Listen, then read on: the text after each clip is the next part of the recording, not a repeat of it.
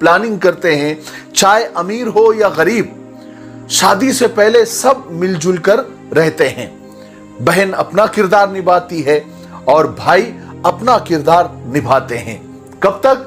जब तक घर में किसी की शादी नहीं हुई होती है तब तक।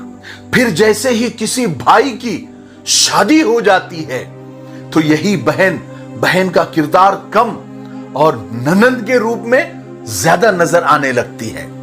किसी पराये घर से ब्याह कर आने वाली दुल्हन का तो शुरू में खूब आओ भगत होता है और उसकी यानी उस दुल्हन की खातिरदारी करने में सबसे आगे आगे यही ननंद होती है। लेकिन भाई की मोहब्बत तकसीम होते देख यही बहन ननंद बन जाती है।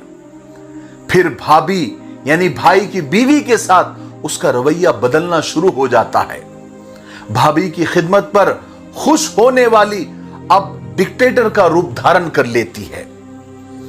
वो बहन ये कतई पसंद नहीं करती कि भाई की मोहब्बत तकसीम हो जाए, भाई का ध्यान उसकी बीवी की तरफ ज्यादा हो जाए।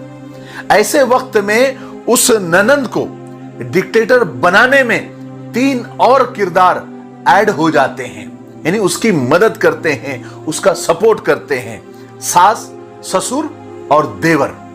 दूसरे की बेटी को दबाने में कभी कभी नामुराद शौहर भी अंधा और बहरा बनकर इन तीनों कैरेक्टर, इन तीनों किरदार का साथ देता है। और तुर्रा ये कि ननंद का डिक्टेटरपन उसकी शादी के बाद भी बरकरार रहता है। ऐसा नहीं कि वो ब्याह कर चली गई अब वो ननंद नहीं रही, बल्कि उसका जो पावर होता है, उसका जो हुक्म चलाने का अंदाज होता है, वो ननंद की शादी के बाद भी रहता है।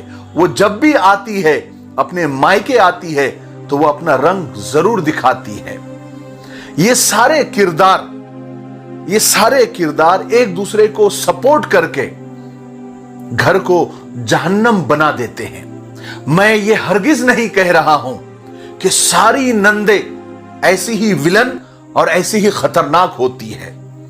अच्छी भी होती है, लेकिन उनकी तादाद बहुत कम है, आटे में नमक के बराबर है। ये बात कड़वी जरूर लगेगी, लेकिन क्या करे, ये हकीकत है।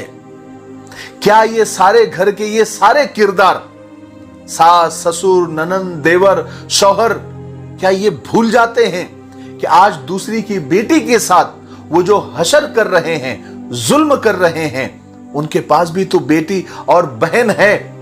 उसे बिहा करके किसी दूसरे के घर जाना है और